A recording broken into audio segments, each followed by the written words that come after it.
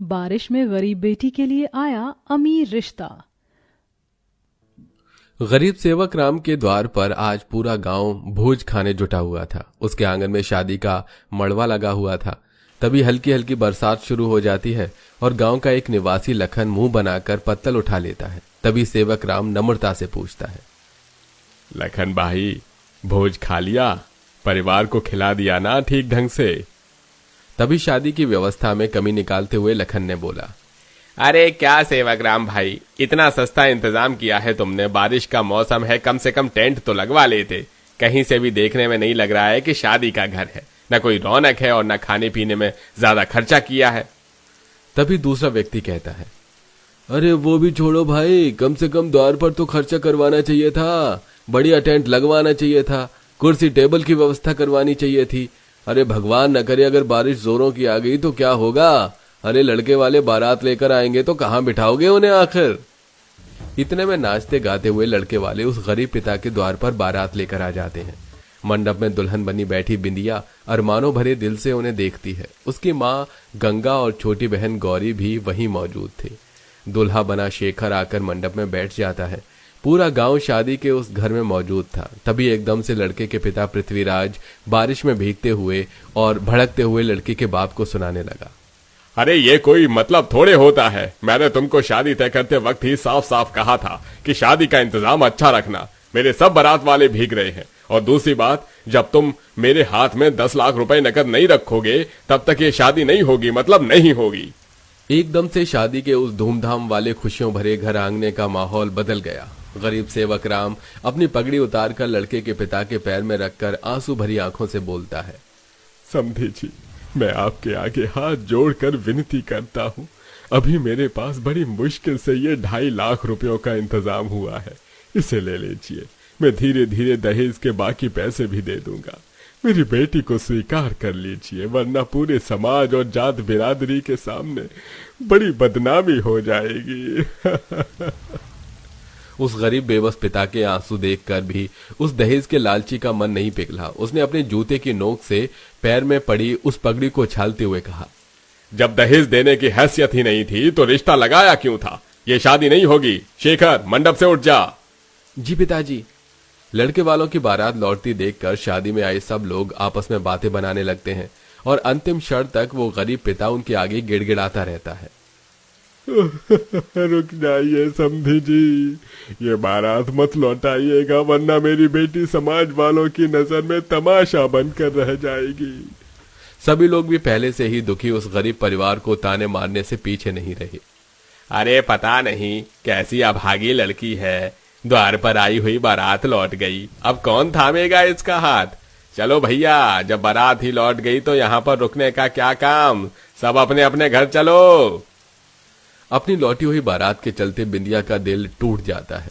बरसात के साथ उसकी आंखों से बहते आंसू भी थमने का नाम नहीं ले रहे थे। आज मेरे चलते भरे समाज में मेरे बाबा का स्वाभिमान छीन लिया गया। इससे अच्छा तो तू किसी गरीब के आंगन में बेटी नहीं देता विधाता। तभी चुप कराते हुए माँ गंगा कहती है, बिंदिया बेटी चुप हो जा। दोस्त तेरा नहीं बेटी, बल्कि इस गरीबी का है जिसमें बेटी का पैदा होना ही उसका बुरा भाग्य है। गरीब गंगा की बात में कड़वी सच्चाई थी, क्योंकि लाखों गरीब पिता की बेटी की डोली इसी वजह से नहीं विदा हो पाती, क्योंकि उनके पास देने के लिए दहेज नहीं होता। ये कहानी गरीब सेवक राम की है, जिसकी 2 बेटी हैं। एक छोटी बेटी गौरी जो कि पढ़ रही है, और शादी लायक बड़ी बेटी बिंदिया, जिसके अब तक दहेज के चलते हजारों रिश्ते टूट चुके हैं। परिवार की जिंदगी बड़े गरीबी में गुजर रही है।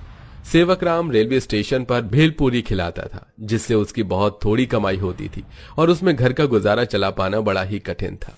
कई दिनों बाद बिंदिया उस दुख से उभरती है। नहीं, मैं ऐसे दुखी नहीं रह सकती हूँ, वरना मुझे दुखी देख देख कर मेरे माता पिता भी दुखी होंगे। बिंदिया ने खुद को संभाल लिया और मुस्कुराते हुए रहने लगी। गंगा, मेरी भेलपुरी की बाल्टी मुझको दे दे, स्टेशन जाने को देरी हो रही है। ये लो बाबा, मैं ले आई भेलपूरी की बाल्टी। तू तो मेरी प्यारी लाड़ो है। अच्छा, मैं चलता हूँ। तभी चौखट से बाहर उतरते ही सेवक राम की आंखों के आगे अंधेरा छाने लगा। तभी बिंदिया ने उसे थाम लिया। बाबा, आप ठीक तो हैं? मुझे आपकी तबीयत ठीक नहीं लग रही है। आज घर पर ठहर जाइए। अगर मैं घर पर ठहर गया तो हम खाएंगे क्या? और कल को तेरी विदाई भी तो करवानी है बिटिया, मुझको जाने दे। अजी ध्यान से जाइएगा। कुछ ही देर में वो रेलवे स्टेशन पर आ गया। तभी बड़े जोरों से बारिश शुरू हो जाती है। ओहो, इस बारिश के चलते ट्रेन भी नहीं आ रही है। लगता है पटरी पर पानी भर गया होगा, तभी तो देर हो रही है। तभी ट्रेन प्लेटफॉर्म पर आती देख वो भेलपूरी की बाल्टी लेकर चढ़ने की कोशिश करता है।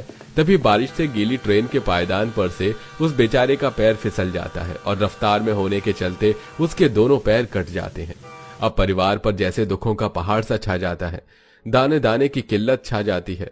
लाचारों के समान सेवक राम बिलख बिलख कर घर की परिस्थितियों को देखकर रो पड़ा। बिना पैरों के अब मैं कैसे कमाऊंगा और कैसे कर पाऊंगा अपनी बेटियों की शादी ब्याह? एक बेटा भी तो नहीं दिया भगवान ने। पिताजी, मैं हूं ना, मैं सब संभाल लूंगी। बिंदिया बहुत ही मधुर गाती थी। अगले दिन वो कई जगह जाकर काम की तलाश करती है और उसे बड़े हाई स्कूल में संगीत सिखाने का मौका मिलता है। आपका बहुत बहुत धन्यवाद सर, जो आपने मुझे ये अवसर दिया। जी, ये तो मेरे स्कूल के विद्यार्थियों का सौभाग्य होगा जो आप उन्हें संगीत सिखाएंगी। वो व्यक्ति कोई और नहीं बल्कि इस पूरे स्कूल के टीचर अविनाश त्यागी थे, जिसे बिंदिया पहली नजर में पसंद आ जाती है। लेकिन दोनों के रुतबे में जमीन आसमान जितना फर्क था। अविनाश अपने माता पिता के साथ बड़े बंगले में रहता था। दिन गुजरते गए और एक दिन, बिंदिया, मैं तुमसे कुछ कहना चाहता हूँ। जी कहिए ना सर। मैं तुमसे प्यार करने लगा हूँ, क्या तुम मेरी जीवन साथी बनोगी? गरीब बिंदिया के लिए यह किसी सपने के जैसा था। सर, मैं बहुत ही गरीब माता पिता की बेटी हूँ। आपका और मेरा कोई मेल नहीं, और मुझ जैसी गरीब लड़की के लिए आपके परिवार वाले भी नहीं मानेंगे। आप अपने योग्य की लड़की देखकर शादी कर लीजिए। मैं चलती हूँ। बिंदिया जैसे जाने लगती है तभी जोरदार बारिश आ जाती है। बिंदिया, आओ गाड़ी में बैठ जाओ, मैं तुम्हें घर छोड़ देता हूँ। कुछ देर बाद, बस यहीं रोक दीजिए, यही मेरा घर है। अविनाश बिंदिया के गरीब से घर की दशा देखता है, जहां उसकी माँ और बहन बरसात का पानी निकाल रही थी। एक अंदर झोपड़े में लाचार पिता खाट पर पड़ा था और छत बुरी तरह टपक रही थी। अरे बेटी, आ गई तू? जी माँ, ये अविनाश जी हैं, जिस स्कूल में मैं संगीत सिखाती हूँ, वहाँ के टीचर। जी नमस्ते माँ जी। अरे आइए ना अविनाश बाबू, चाय पानी पी कर जाइएगा। जी जरूर आऊंगा, अभी जरा जल्दी में हूँ। अविनाश घर जाकर अपने माता पिता से बिंदिया के बारे में बात करता है और अगले दिन वो पूरी तैयारी के साथ रिश्ता लेकर आता है। उस दिन भी खूब तबाही वाली बारिश हो रही थी, जिससे उनके घर में पानी की रेल लगी हुई थी। हे भगवान, इस दिन रात की बारिश ने तो तबाह करके रख दिया है। जितना पानी फेंको उतना भरता जाता है। जैसे ही गंगा पानी फेंकने के लिए दरवाजे पर आती है तो वहां लड़के वाले खड़े होते हैं। उनके अगल बगल में नौकर चाकर फल मिठाई और शगुन की थाली लेकर आते हैं। लगता है आप लोग किसी के घर रिश्ता लेकर आए हुए हैं। जी हाँ बहन जी, मैं मेरे बेटे का रिश्ता आपकी बेटी के लिए लाई हूँ।